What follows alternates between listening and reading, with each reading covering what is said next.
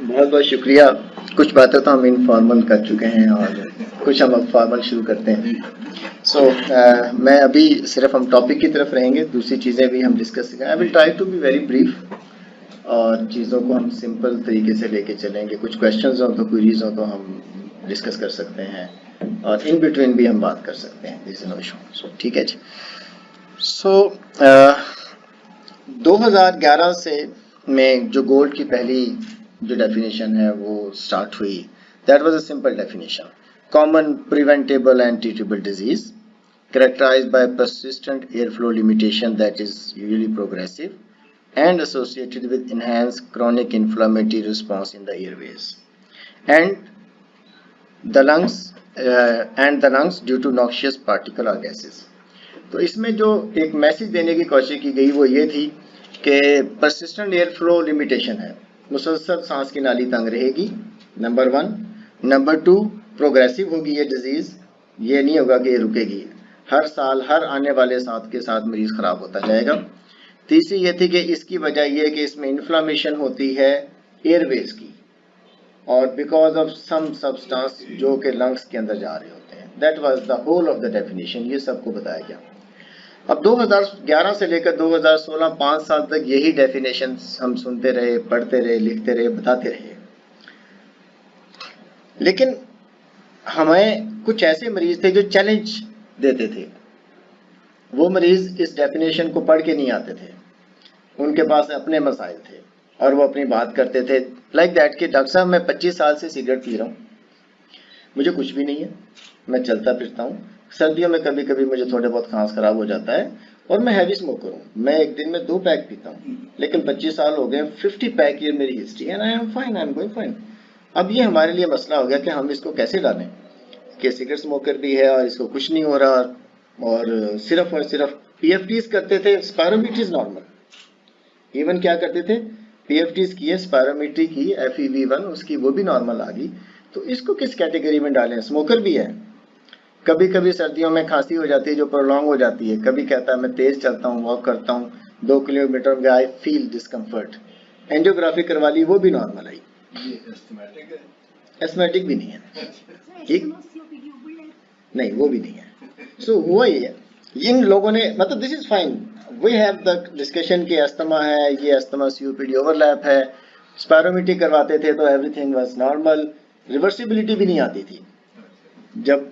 तो अब इन पेशेंट में क्या हुआ, ये मसला हम देख रहे थे, आप सब देख रहे होंगे और हम टर्शी केयर में भी देख रहे थे। 2016 में न्यू इंग्लैंड जर्नल में एक स्टडी छपी जो कि 2011 से लेकर 2015 तक अमेरिका में और यूरोप में मल्टी सेंटर ट्रायल हुआ, जिसके अंदर 2336 पेशेंट लिए गए जो कि 40 से 80 साल की जिनकी उम्र थी, जो करंट स्मोकर थे या उन्होंने 25 साल से ज़्यादा सिगरेट पी हुई थी, 25 पैक ईयर से ज़्यादा थे। तो ये वो क्राइटेरिया पूरा करते हैं जो कि हम COPD के लिए देखते हैं। इन पेशेंट के कंट्रोल से देखा गया, जो वो लोग जिन्होंने कभी स्मोकिंग नहीं की या वो लोग जिन्होंने 1 साल से कम स्मोकिंग की थी, उनके साथ कंपेयर किया गया। इन लोगों की स्पायरोमेट्री की गई, इन लोगों के कैट स्कोर देखे गए, इन लोगों को एम्फाइजीमा और इनके सबके CT स्कैन किए गए।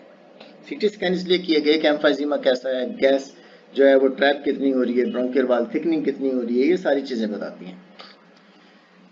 स्पायरोमेट्री करने पर इनको 2 हिस्सों में डिवाइड किया गया।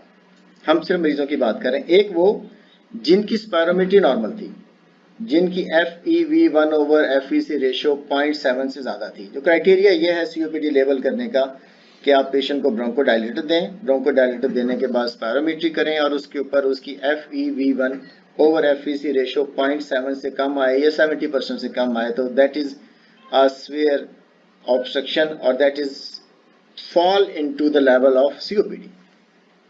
दूसरे वो थे कि जिनकी माइल्ड टू मॉडरेट डिजीज निकली, हमने कहा कि इनको तो FEV1 वो रेशो जो है वो 0.7 से कम है, किसी की 69 थी, किसी की 65 थी, किसी की 50 थी, किसी की 40 थी और कुछ लोग वो थे जिनकी बिल्कुल नॉर्मल थी, 0.7 से ज्यादा थी।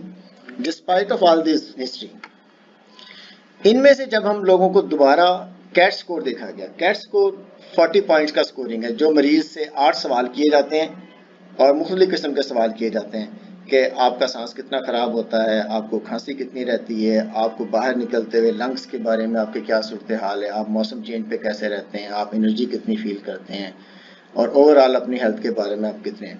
तो सिम्टम्स के बारे में जो स्कोर है वो वैलिडेटेड कैट स्कोर सबसे बेस्ट स्कोर माना गया अभी तक, उसको देखा गया। तो वो लोग जिनके लंग फंक्शन ठीक थे उनमें से 430 ऐसे निकले जिनका कैट स्कोर भी नॉर्मल था, जबकि 425 ऐसे निकले जिनका कैट स्कोर 10 से ज़्यादा था। 10 से ज़्यादा का मतलब है कि इस पेशेंट की सिम्टम्स अनकंट्रोल्ड एस्थमा में या अनकंट्रोल्ड सीओपीडी में आता है। 10 मोर देन 10 इज का मतलब यह है कि इस पेशेंट के सांस की सिम्टम्स इतनी हैं कि इसको स्टेप अप करने की ज़रूरत है, तो सीओपीडी के साथ कोइंसाइड करता है।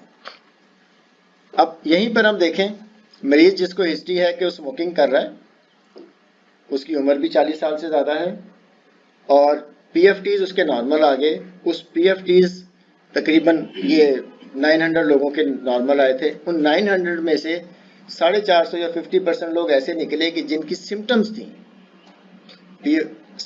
जो कि कोइंसाइड करती थी विद द सीओपीडी। बकाया जो है वो कैट स्कोरिंग, जो लोग जिनमें माइल्ड टू मॉडरेट थी उनके अंदर तो कैट स्कोर ज़्यादा था ही था, उनमें नॉर्मल लोग बहुत कम थे।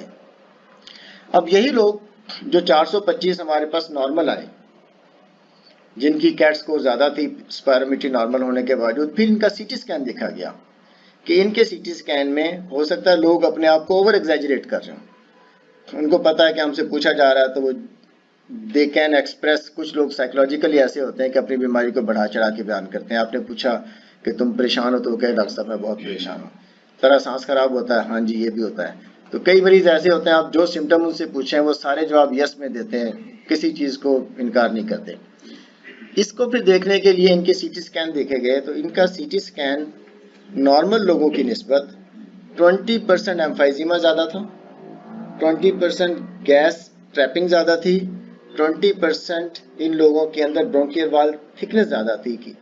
यानी कि वो मरीज खुद ही नहीं झूठ बोल रहे थे बल्कि उनके सीटी स्कैन के अंदर भी ये सारी चीज़ें मौजूद थी। सो मैसेज इसमें एक ख़ास बात ये मिली कि अगर किसी की स्पायरोमेट्री नॉर्मल है तो फिर भी उसको सीओपीडी हो सकती है, फिर भी उसकी ब्रोंकियल वाल की थिकनेस हो सकती है, तब भी उसको खांसी आ सकती है, उसका सांस खराब हो सकता है। मरीजों ने भी ये कहा और सीटी स्कैन में भी ये हमें नजर आया। यही हमने एक और तरीके से दिखाया कि जो फॉर्मर करंट स्मोकर हैं उनकी जो सिम्टम्स हैं वो आप देख रहे हैं। मिड वाली जो लाइन है ये बता रही है कि इन लोगों के अंदर कैट स्कोर 50% का 10 से ऊपर है, 50% का 10 से नीचे है। फिर एक और जो चीज़ हमें नज़र आती थी कि एयरवेज के अलावा, ये तो एयरवेज की इन्फ्लामेशन है ना कि गॉबलेट सेल बड़े हो जाते हैं, स्मोक जाता रहता है, सिक्रीशन ज़्यादा हो जाती हैं, मरीज कफ करता रहता है और इसी की वजह से दूसरा स्पूटम प्रोडक्शन ज़्यादा हो जाती है। साथ साथ हमें यह भी नज़र आया कि इन लोगों के अंदर एल्वुलाई जो हैं वो भी उनका जो स्ट्रक्चर है वो ख़राब होना शुरू हो जाता है। ठीक जैसे पुराने ज़माने में गुब्बारा है, गुब्बारा जो है वो बड़ा ठीक रहता है, अगर उसको थोड़ा कमज़ोर कर दे तो उसका एक और पेट निकल आता है। तो इसी तरह एल्वुलाई एक सैक है जिसके अंदर हवा आती है और हवा जाती है। अगर इसका ओवरऑल स्ट्रक्चर कमज़ोर हो जाए तो ये फूलना शुरू हो जाती है, हवा आ तो जाती है, ये उसको दबा के बाहर नहीं निकाल पाती, जिसे एम्फाइजीमा कहते हैं। तो ये देखा गया कि सीओपीडी के मरीजों के अंदर एम्फाइजीमा बनता है और उसकी बहुत सारी रीज़न है जो हम उस पर डिस्कशन नहीं करेंगे। 2017 में फिर डेफिनेशन को चेंज कर दिया गया इन मरीजों की वजह से, जो हमने पहले बात की थी कि क्या है डेफिनेशन में ये चेंज किया गया कि परसिस्टेंट रेस्पिरेटरी सिम्टम वर एडिड।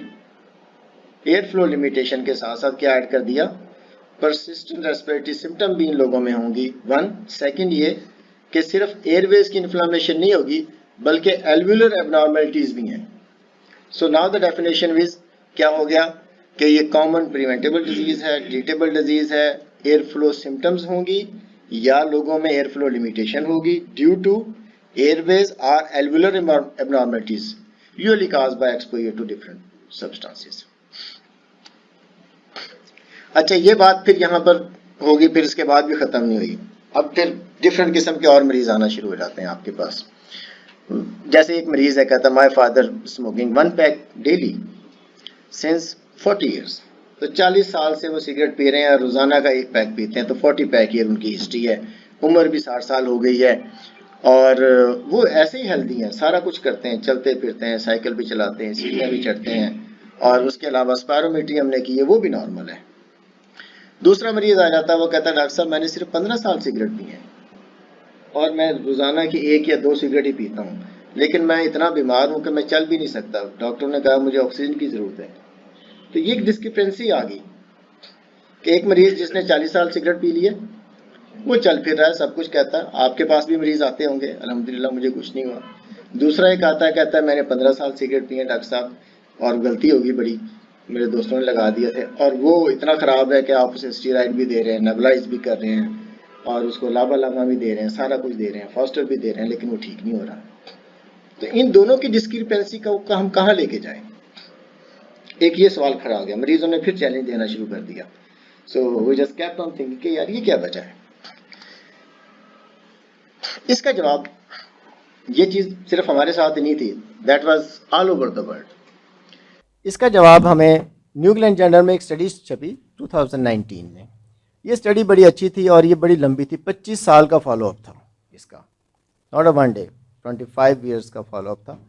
इसमें उन्होंने ये देखा कि वो बच्चे जिनको 8 साल की उम्र में जिनके लंग फंक्शन कमज़ोर थे, ठीक, सबसे नीचे वाली लाइन की बात कर रहा हूँ, दैट वाज कि उनकी FEV1 सबसे नीचे थी, उन लोगों की जो जवानी में भी और बुढ़ापे में भी उनकी FEV1 कम रही, उनके लंग फंक्शन कम हुए, उन सबको COPD डेवलप हुई।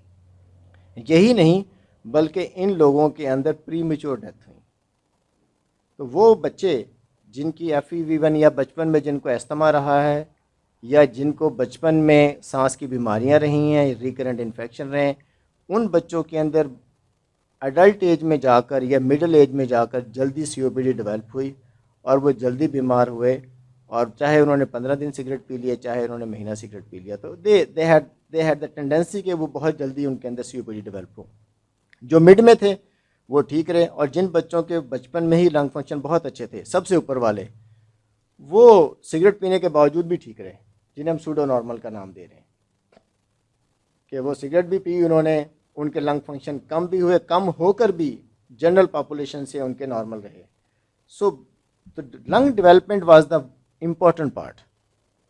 जो COPD में हमें कुछ लोगों में जल्दी डेवलप हो जाती है, कुछ में लेट डेवलप हो जाती है, किसी में 50 पैक ईयर्स पे डेवलप नहीं होती और कुछ लोगों में 15 पे हो जाती है। तो दैट वाज द मैटर कि इन लोगों के अंदर lung development, early lung development was the important part. इसको फिर नाम दिया गया कि जिन लोगों में बचपन में चाइल्डहुड एयर फ्लो लिमिटेशन थी या पुअर चाइल्डहुड लंग डेवलपमेंट आई, इसका फिर नाम दिया गया चाइल्डहुड डिसएडवांटेज फैक्टर, कि बचपन में डिसएडवांटेज हुआ, उसकी वजह से लोगों में अडल्ट COPD अर्ली डेवलप हुई। ये आपको एक खूबसूरत तस्वीर नज़र आ रही है, जस्ट लुकिंग एट, खूबसूरत जैसे फुलझड़ियाँ चल रही हों।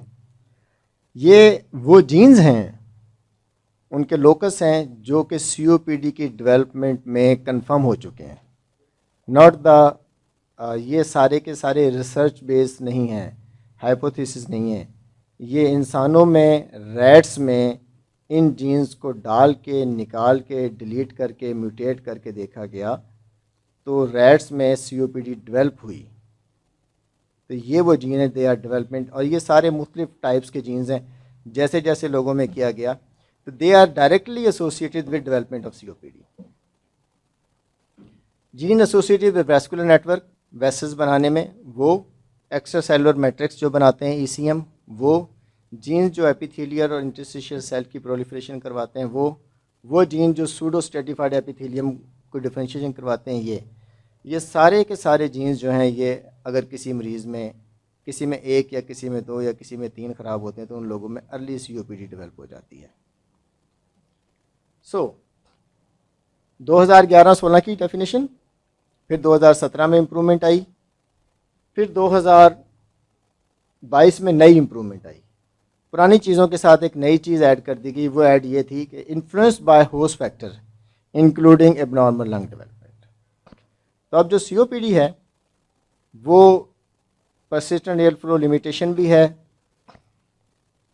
सो मैसेज जो COPD की डेफिनेशन में जो अब गोल्ड में दिया जा रहा है, ये जो चीज़ें डेवलप हुई हैं वो सारी की सारी रिसर्च बेस हैं कि बहुत सारे मसाइल आए, फिर उनका जवाब तलाश किया गया और वो जवाब जो है आप तमाम लोगों के सामने पेश किया गया कि ट्रीटेबल डिजीज़ है, प्रिवेंटेबल डिजीज़ है, हमें इसको प्रिवेंट करना चाहिए। वजह पता होगी तो प्रिवेंट करेंगे, नहीं पता होगी तो नहीं प्रिवेंट करेंगे। परसिस्टेंट रेस्पिरेटरी सिम्टम्स होंगी लोगों में, या एयर फ्लो लिमिटेशन होगी लोगों में, एयरवेज की प्रॉब्लम भी है और एल्वुलाई की प्रॉब्लम भी है। होस्ट फैक्टर डिपेंड करता है बहुत ज़्यादा कि आपकी जेनेटिक्स क्या हैं और आपको अर्ली चाइल्डहुड में लंग की डेवलपमेंट कैसी हुई है, वो ये बताएगा कि कितनी जल्दी या कितने चांसेस हैं सिगरेट पीने के बावजूद कि आप में COPD डेवलप होगी। सो ये वो वजह है कि जो 50 साल वाला कहता है कि मैं नहीं होता और 15 साल वाला कहता है मुझे हो गया। और थर्ड लीडिंग काज है दुनिया में डेथ का, WHO 2022 का जो डाटा उसके बाद कि जो दुनिया में तीसरे नंबर पर काज है वो COPD है। और 90% डेथ जो है अंडर 40 ईयर्स इसकी वजह से होती हैं, लोअर और मिडिल सोशो इकोनॉमिक कंट्री में। मल्टीफैक्टोरियल है, सिर्फ एक चीज़ सिगरेट के ऊपर इसका इल्ज़ाम नहीं देना चाहिए। टोबैको स्मोकिंग है, बायोमास फ्यूल है, पोल्यूशन है और डस्ट है और इन्फेक्शंस हैं इवन, ये सारे के सारे मिलाकर COPD कर सकते हैं लोगों में। यही डाटा WHO का डाटा है। पहले नंबर पर इस्केमिक हार्ट डिजीज़ हैं और दूसरे नंबर पर स्ट्रोक है, तीसरे नंबर पर COPD है लीडिंग काज ऑफ डेथ। फिर लोअर रेस्पिरेटरी ट्रैक्ट इन्फेक्शन है, न्यूनेटल कंडीशंस हैं, ट्रेकियोब्रोंकियल लंग कैंसर है और अल्जाइमर डिजीज़ है, डायरियल डिजीज़ है, डायबिटीज़ है और किडनी डिजीज़ है। अब इसमें एक और चीज़ आप गौर करोगे, यू विल सी दैट के COPD की वजह से या स्मोकिंग की वजह से ट्रेकियल और ब्रोंकियल लंग कैंसर भी तो इसकी एक रीज़न है ना। स्मोकर में इसकी टेंडेंसी ज़्यादा है, COPD में इसकी टेंडेंसी ज़्यादा है। तो जो छठा काज ऑफ डेथ है वो भी स्मोकिंग या स्मोक रिलेटेड प्रॉब्लम के साथ अटैच है इनडायरेक्टली। इसी तरह जो COPD के पेशेंट हैं उनके अंदर इस्केमिक हार्ट डिजीज़ और स्ट्रोक बढ़ जाता है, उसका रिस्क 20% बढ़ जाता है। पहला, दूसरा, तीसरा और छठा, ये जो चार काज हैं वो स्मोक रिलेटेड प्रॉब्लम के साथ डायरेक्टली एसोसिएटेड हैं। सो 50% स्मोकर को जो है ज़िंदगी में COPD डेवलप होती है, 50% को नहीं होती। लाइफ लॉन्ग रिस्क जो उसके अंदर मौजूद है। 15 से 20% जिन लोगों में COPD है वो नॉन स्मोकर होंगे, कभी ज़िंदगी में सिगरेट नहीं पिया, कसम चुवा लो कभी सिगरेट नहीं पीता लेकिन COPD है। उनकी रेशो आपको 20% मिल सकती है। हर 5 में से एक बंदा ऐसा होगा जिसने कभी ज़िंदगी में सिगरेट नहीं पी और वो स्मोकर है। मेरे पास भी अभी कल ही एक पेशेंट आया, वो जेनिटोरियल स्टाफ है, कारपोरेशन में काम करता है सारी उम्र। तो कहता है डॉक्टर साहब जो है ना वो खुदा की कसम कभी जो सिगरेट को हाथ नहीं लगाया, लेकिन वो काम बेचारा ऐसा करता है। हाँ, अब फिगर जो स्मोकर्स हैं, अब रेशो जो एग्जैक्टली हमारे, क्योंकि स्मोकिंग कुछ हद तक कम हुई है पर दूसरे जो फैक्टर्स हैं वो बढ़ गए हैं। कभी स्मोक नहीं थी आपके पास।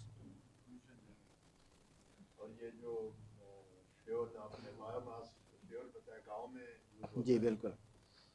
तो अब एक और सवाल एक मेरे पास आ गया, I was just looking for, ये मैंने ख़ास तौर पर इसको ढूंढा कि वो बंदे जो सिगरेट स्मोक करते हैं उनकी COPD में और जिन्होंने कभी सिगरेट नहीं पी उनकी COPD में कोई फ़र्क भी है कि नहीं, कि दोनों एक जैसे ही होंगे। ठीक, वो फ़र्क है।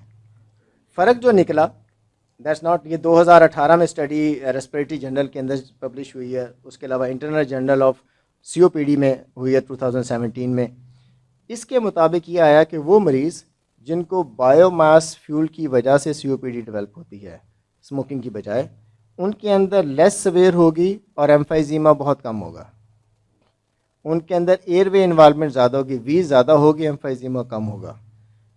उसके अलावा लंग फंक्शन इनके बहुत कम ख़राब होंगे ओवर द एज। COPD वाले मरीज़ के जल्दी ख़राब हो जाते हैं, वो जल्दी FEV1 कम हो जाती है।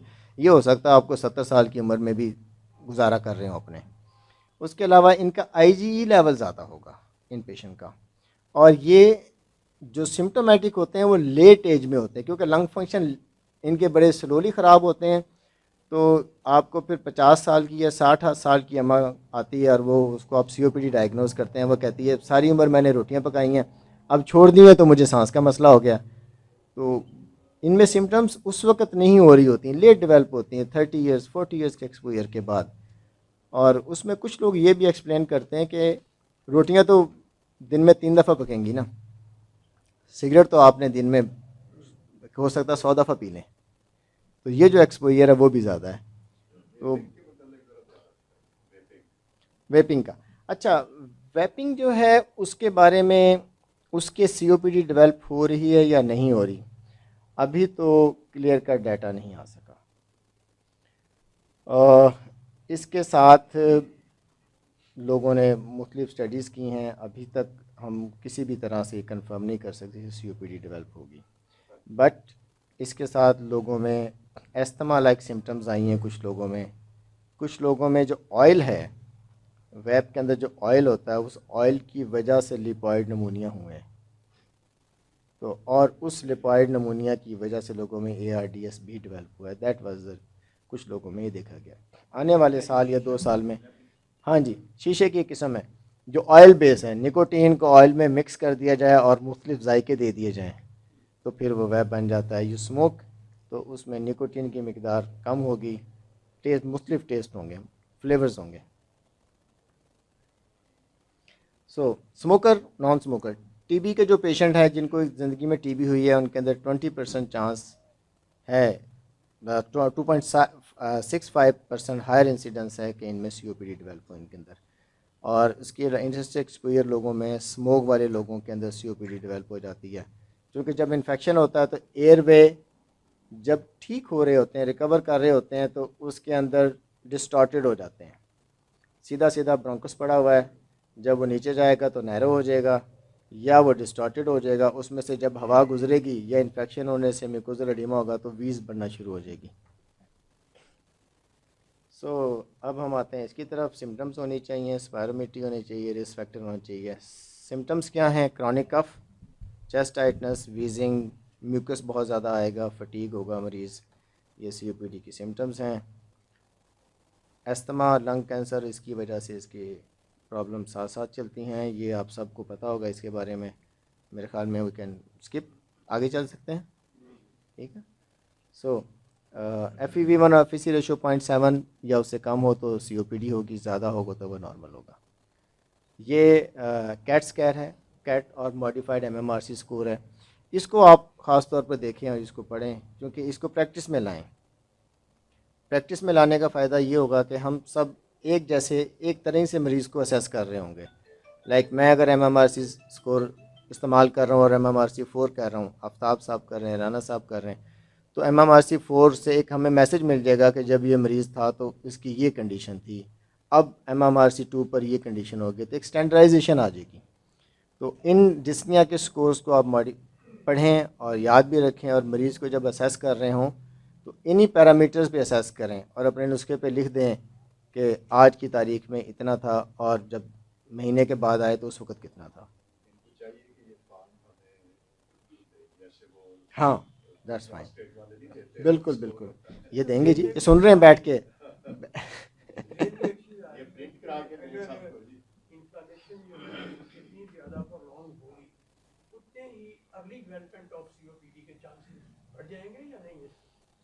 अच्छा, आपका सवाल बड़ा अच्छा है। इसमें इसका जवाब यस या नो में नहीं है। I have to be a politician to answer you.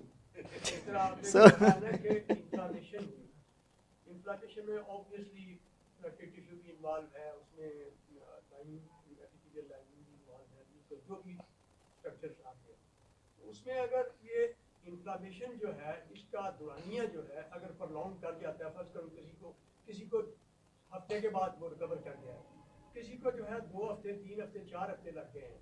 Obviously during this period the damaging effect on the structures that will be more as compared to with short duration. उसमें मैं कह रहा हूँ कि development of COPD are more in case of you see prolonged illness as compared to short. TB है जैसे prolonged illness है, उसमें ज़्यादा डैमेज होगा। जो पार्शली ये बात बिल्कुल ऐसी ही है। एक फैक्टर तो ये है कि लोगों में या बच्चों में ख़ास तौर पर अगर इलनेस बार बार होती है और उनके लंग की डेवलपमेंट कमज़ोर हो जाती है, उनके एयरवेज ख़राब होते हैं, तो उनको अडल्टहुड में जाकर COPD डेवलप होने का रिस्क बढ़ जाता है 20%। This is one factor. Second factor उसका जेनेटिक्स है। ठीक, लाइक मैं सुबह पराठा खाता हूँ, दोपहर को कुछ नहीं खाता, रात को भी बहुत अच्छा खाता हूँ और मेरा वज़न नहीं बढ़ता। मेरा एक और दोस्त है, वो सिर्फ पानी के साथ रोटी खाता है तो वो फूलता जाता है, और इसमें मेरा कोई कमाल नहीं है। This is all genetics. ठीक, सो मेरा एक कज़न है, उसका बाईपास हुआ तो उसको बहुत थिन लाइन बनी हुई है, बहुत खूबसूरत सी, देखने से पता भी नहीं लगता बाईपास हुआ। मेरे फादर का बाईपास हुआ तो 3 दफ़ा की लाइट बन गया। सही, वो बना, उन्हें रिएक्शन हुआ और इन्फेक्टेड नहीं हुए। ठीक, वो दैट्स इज जेनेटिक, उनके अंदर टेंडेंसी है कीलाइट फॉर्मेशन की। सो जो हमारी हीलिंग होती है इन्फ्लामेशन के बाद, वो जेनेटिक्स पे डिपेंड कर रही होती है। कुछ लोगों की हीलिंग स्मूथ हो जाती है, कुछ लोगों की हीलिंग विद स्कारिंग होती है। तो जो हीलिंग विद स्कारिंग होगी वो COPD बन जाएगा, जिसकी नहीं होगी वो नहीं बनेगा। So this is one factor. So हमें एक यस नो की बजाय हमें सब की बात सुननी पड़ेगी। सो हाँ जी, अब एवेल्यूशन कैसे करनी है? स्पायरोमेट्री कंफर्म, जिसका डायग्नोसिस जिस मरीज़ का हो जाए, उस मरीज़ के अंदर एयर फ्लो लिमिटेशन को देखें, 0.7 से कम होनी चाहिए, और उसके बाद रिस्क असेसमेंट देखें। ये रिस्क असेसमेंट वाला पार्ट बड़ा अच्छा है कि आप लोगों को पहले तो COPD हैं उनको स्पायरोमेट्री के ज़रिए देखें कि किस लेवल की बीमारी है। गोल्ड 1 में आता है, गोल्ड 2 में आता है, गोल्ड 3 में। ये FEV1 ऑफ परसेंटेज है, 30% है, 50% है या 80% है, उससे ज़्यादा है। फिर इन लोगों को आप देखें इनकी सिम्टम्स कितनी है। सिम्टम्स की बड़ी इंपॉर्टेंट है, लेस सिम्टोमेटिक, मोर सिम्टोमेटिक। जो ज़्यादा सिम्टोमेटिक है, चाहे उसकी एयर फ्लो लिमिटेशन कम हो, तब भी हमें उसे हायर ग्रेड में रखना है। फिर वो मरीज़ जिसको हम कभी ज़िंदगी में उसको दाखिल होना पड़ गया है, साल में, 1 साल में, और वो उसकी बड़ी इम्पोर्टेंस है कि अगर कोई मरीज़ इतना बीमार हुआ कि वो उसको सांस की ख़राबी की वजह से दाखिल होना पड़ गया, तो हम उसे हमेशा हायर ग्रेड में लेंगे। He is a high risk patient. Examination पे उसकी COPD ना मिले, FEV1 उसकी नॉर्मल आ जाए या कम ख़राब मिले, फिर भी हम उसे 1 स्टेप अबव ट्रीट करेंगे, क्योंकि जो लाइफ थ्रेटनिंग किसी को अगर एक दफ़ा रिस्क आ जाता है तो उसमें ज़्यादा चांसेस हैं कि वो बार बार एक्सरबेशन में जाएगा, और हर एक्सरबेशन 10% के करीब हमारे लंग फंक्शन को ख़राब करती है, डाउन कर देती है, और हर एक्सरबेशन के साथ 5% रिस्क ऑफ डेथ बढ़ता जाता है COPD की वजह से। तो आपके वो मरीज़ जो कभी हॉस्पिटल दाखिल हो जाएं और ICU तक चले जाएं, वो आपके पास ठीक भी आएँ तो आपने उनको ठीक नहीं समझना। यू हैव टू ट्रीट हम लिटिल बिट मोर। ग्रुप बना दिए गए, ABCD बना दिए गए। लेस सिम्टोमेटिक हैं, मोर सिम्टोमेटिक हैं, जिनकी एयर फ्लो 50% से ज़्यादा ख़राब है या 50% से कम ख़राब है, उनको हम CD में ले जाते हैं। ट्रीटमेंट के लिए इन्हीं लोगों में ट्रीटमेंट जो हम करते हैं, हमारा मेन मकसद ये कि सिम्टम्स रिड्यूस हों, और दूसरा मकसद ये है कि हम रिस्क रिड्यूस करें कि ये लोग ज़्यादा ख़राब ना हों। सारा कुछ जो है इसी के अगेंस्ट जाएगा कि रिड्यूस रिस्क फैक्टर को, एक्सपोजर को कम किया जाए। स्मोकिंग, उसको मना करने के लिए कोशिश करें। बायोफ्यूल एक्सपोजर है, डस्ट है, स्मोकिंग है, काम ऐसा कर रहे हैं, खरादिए का काम कर रहे हैं, तंदूर पे रोटियां लगाते हैं, या जो भी ऐसे काम कर रहे हैं, अगर सांस की खराबी शुरू होगी तो कोशिश करें कि वो उस एक्सपोजर को कम से कम किया जाए, चाहे वो फर्स्ट हैंड स्मोकिंग है, चाहे वो सेकंड हैंड स्मोकिंग है। ब्रोंकोडायलेटर्स दिए जाएँ, एंटी इन्फ्लेमेटरी दिए जाएँ जब ज़रूरत हो, पल्मोनरी रिहेबिलिटेशन की तरफ लेके जाया जाए, और लंग वॉल्यूम रिडक्शन सर्जरी इस advance thing. Long term oxygen therapy की ज़रूरत पड़ सकती है, और non invasive BiPAP, home BiPAP तक बात जा सकती है, depending on the condition of the severity. एक सवाल, 65 साल मेरी उम्र है, 45 साल से सिगरेट पी रहा हूँ, मेरे सारे फेफड़े पहले मैंने ख़राब कर लिए हैं। डॉक्टर साहब 5 या 10 साल बचे हैं मेरी ज़िंदगी के, तो अब मैं सिगरेट क्यों छोड़ूं? मुझे पीने दें, आप दवाइयाँ दी जाएँ, मैं सिगरेट पिए जाऊँ, सिगरेट छोड़ूंगा तो टेंशन हो जाएगी। ये सवाल आप करते हैं, और हम में से बहुत सारे लोग ऐसे हैं जो कहते हैं हाँ ठीक है, 25-30 साल या 50 साल पी लिए तो चलो 4-5 साल बचे हैं वो भी पी लो, अपनी ज़िंदगी अच्छी गुजारो। तो इसमें क्या करें, हमारे पास क्या जवाब होना चाहिए? ठीक है, so that's good, that's good. और दूसरी तरफ मरीज़ ये कहता है अगर तू नहीं पिएगा सिगरेट तो तेरी जिंदगी जो है वो बिल्कुल कंफर्टेबली गुजरेगी, या इसके कि तू सिगरेट पीता जाए और फिर अपनी टेंशन और लेके दूसरे भी डिजीज पर ऊपर प्रेवेंट कर जाए। ज़ाहिर है स्ट्रेस की वजह से तो फिर शुगर भी होगी, ब्लड प्रेशर भी होगा। तो जाहिर है उतना एडवांटेज तो नहीं होगा कि अगर वो यंगर एज में छोड़ देता, लेकिन फिर भी कुछ ना कुछ फायदा उसको होगा। कि नहीं यार बाहर आ गया। अब बिल्कुल ठीक है, हम भी ऐसी बातें करते हैं। एकदम उसको बंद नहीं करेगा पेशेंट कभी भी, ठीक है ना। तो अगर एकदम बंद करेगा तो वो ज़्यादा प्रॉब्लम में आ जाता है पेशेंट, क्वांटिटी कम है, पेशेंट ज़्यादा हो सकता है। इसलिए उसको सजेस्ट कर देंगे अगर वो एक जल्दी पूरी सिगरेट पी लेता है उसको कम करे, ठीक है। तो पेशेंट देखे हैं काफ़ी ऐसे कि उनको अगर बिल्कुल बंद कर देते हैं ना आप, तो वो ज़्यादा सफर करते हैं, वो खांसी उनको ज़्यादा पेशेंट को आती है। वो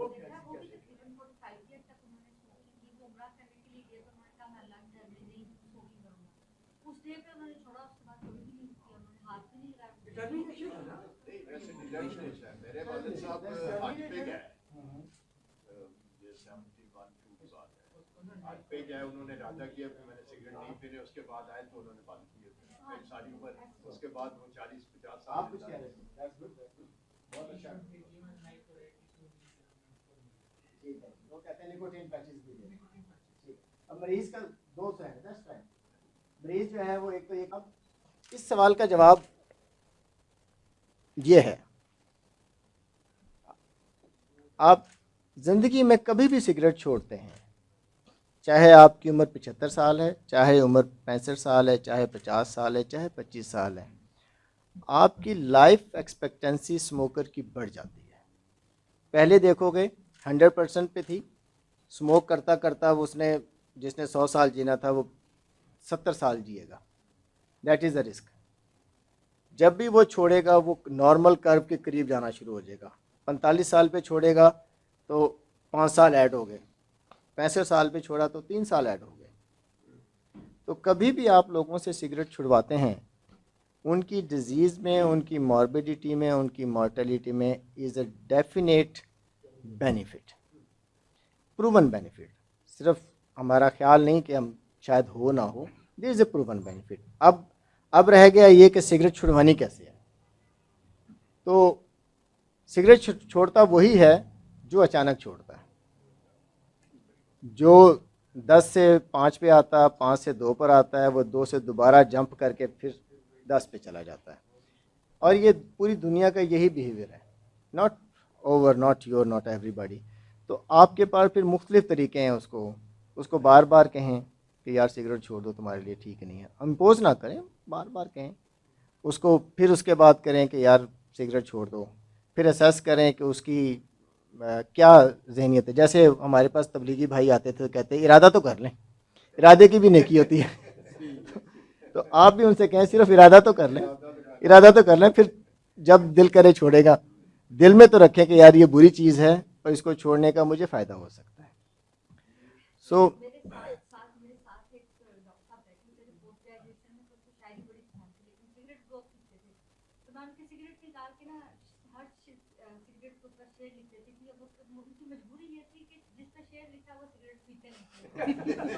तो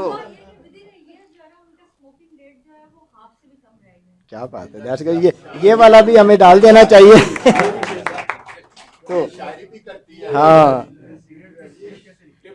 सो जो आप वाला जो कुलिया है वो उन्होंने 4 में डाल दिया कि असिस्ट करें, लोगों को असिस्ट करें, आप उनको तरीके बताएं और उनको सपोर्ट करें। वो कहते हैं कि मैं सिगरेट छोड़ता हूं तो मुझे नींद नहीं आती, निकोटीन रिप्लेसमेंट गम दे दें, मुझे क्रेविंग होती है, पैचेस दे दें, गम्स दे दें, पैचेस दे दें और वो उनको लगाएं। जो लोग कहते हैं मुझे कॉन्स्टिपेशन हो जाती है, उनको कॉन्स्टिपेशन की दवाई दें। नींद कम हो गई है, एंटी डिप्रेशन, चेंटेक्स, विप्रोबियन या वैसे डिप्रेशन दे दें। जी विप्रोबियन, चेंटेक्स वो शॉर्ट है, उसके साथ ना सुसाइडल टेंडेंसी ज़्यादा हो गई थी, जिसका साइड इफ़ेक्ट आया लोगों ने। हमारे यहाँ तो नहीं हुई, लेकिन यूरोपियन कंट्रीज़ में जिन्होंने छोड़ा, सिगरेट पीने के साथ डबल मसले थे ना, किसी काम तो लगे रहते थे ना, किसी आरे लगे रहते थे, वो आपने वो छुड़वा दी। चेंटेक्स का साइड इफ़ेक्ट था कि सुसाइडल टेंडेंसी है, तो फिर वो रिपोर्ट हुई, तो फिर वो शायद मार्केट में अब ना आ सके। बिप्रोपियोन इस लिहाज से बेहतर है, वो आएगी, वो चलती रहेगी। जो वो कंप्लेन आपके पास लेकर आता है उसको सुनना है। वो कहता है कि इसकी वजह से मेरे बाल सफ़ेद हो गए, you need to listen to him और से कि हाँ हो गए, तुम काला कोला लगाओ, ठीक। वो कहता है मुझे इसकी वजह से कॉन्स्टिपेशन हो गई है, उसको डुफालेक दे दें, उसको लेग्जोबिनॉन दे दें। वो कहता है मेरी भूख मर गई है, उसकी दवाई देते हैं। वो जो भी कहता है, क्योंकि वो हर चीज़ को सिगरेट के ऊपर डालेगा ताकि आप कहते हैं यार हाँ तो 2 पी लिया कर। आपने 2 पीने की इजाज़त नहीं देनी, बल्कि उसको असिस्ट करना है, जो प्रॉब्लम, तब जाके वो छोड़ेगा। अरेंज करें, फॉलोअप अरेंज करें, फैमिली के बंदे की जिम्मेदारी लगाएं कि वो आए, बार बार आए, आपके पास लेकर आए। ऐसे दोस्तों में बैठे जो सिगरेट नहीं पीते, कंपनी का भी ख्याल बेहतर हो। सो वैक्सीनेशंस फ़ायदेमंद हैं। इन्फ्लुएंजा वैक्सीनेशन एनुअली होनी चाहिए जिनको COPD हो। प्रेविनार ज़िंदगी में एक दफ़ा काफ़ी है, उसके 6 माह के बाद या साल के बाद नीमोवैक्स वो लग जाए तो फिर ये लाइफ लॉन्ग नमूनिया के अगेंस्ट वैक्सीनेशन हो जाती है। न्यू अपडेट में ये कि एक नीमो 28 आई है, दरमियान में आई है, वो अगर आप लगवा लेते हैं तो फिर ना 13 की ज़रूरत है ना 23 की ज़रूरत है, दैट्स लाइफ लॉन्ग। अभी नहीं, अभी तो जो है वो अमेरिका में अवेलेबल हुई है जी। तो प्रेविनार लगवाएं और उसके 6 माह या साल के बाद आप निमोवैक्स लगवाएं तो ये एक दफ़ा ज़िंदगी में काफ़ी है। पहले हर 5 ईयर के लिए था, तो उसकी ठीक है। सो ट्रीटमेंट ऑप्शंस अगर किसी को ग्रुप ए में आता है, लेस सिम्टोमेटिक है और FEV1 अच्छी है तो ब्रोंकोडाइटिस दें, खा लें। आप साबा दे सकते हैं, आप सामा दे सकते हैं। अगर ज़्यादा सिम्टोमेटिक आ गया तो लामा दे दें। फिर भी नहीं ठीक हो रहा तो लामा को ऐड कर दें, और अब ग्रुप 4 में आ गया तो फिर इनहेल स्टीराइड भी या ट्रिपल थेरेपी की तरफ चले जाएँ, डिपेंडिंग ऑन द कंडीशन, जैसे जैसे पेशेंट ठीक नहीं हो रहा। लेकिन वो असेसमेंट सिम्टोमेटिक भी होनी चाहिए, वो एक्सेसरबेशन पे डिपेंड भी होनी चाहिए, और वो स्पायरोमीट्री भी होनी चाहिए। तीनों चीज़ों का मिलाप करके उसकी कैटेगराइज करके ट्रीट करें। सो कुछ चीज़ों के बारे में, ट्रीटमेंट के बारे में, लामा ICS एविडेंस A है, तमाम मरीज़ों को फ़ायदा होगा। नमूनिया का रिस्क ICS से बढ़ जाएगा, कोई ख़ास एविडेंस नहीं है, ये एविडेंस B है। लामा ICS फ़ायदा देगा, तमाम मरीज़ों में फ़ायदा देगा जो जिस सबसेट में वो इंडिकेटेड है, एविडेंस A है। लॉन्ग टाइम ओरल स्टीराइड अगर किसी को देते हैं तो इसके न्यूमरस साइड इफ़ेक्ट होंगे, not recommended. Long term steroid जो हैं COPD में किसी भी हालत में रिकमेंडेड नहीं है। इसके साइड इफ़ेक्ट इतने ज़्यादा, एविडेंस A है कि तमाम स्टडीज़ में इसके साइड इफ़ेक्ट बहुत ज़्यादा आए हैं। फास्फोडाइसिस इंटरमीडिएट रूफलो में लास्ट आई थी। एक सबसेट के अंदर वो मरीज़ जिसमें क्रॉनिक ब्रोंकाइटिस हो, बार बार एक्सेसरबेशन हो, उनमें कुछ फ़ायदा हो सकता है, एविडेंस B है, हर मरीज़ में फ़ायदा नहीं होगा। Long term azithromycin evidence A है कि उस सबसेट में जिसमें बार बार एक्सेसरबेशंस हो रही हैं, उन मरीज़ों के अंदर इसको देने का फ़ायदा है 3 माह तक। इस 250 अल्टरनेट डे 3 मंथ्स, ठीक। इसकी वजह से रिपीट इसको आप 2 साल के बाद कर सकते हैं, ठीक। इंक्रीज रेजिस्टेंस होगी इसकी वजह से, हाँ होगी।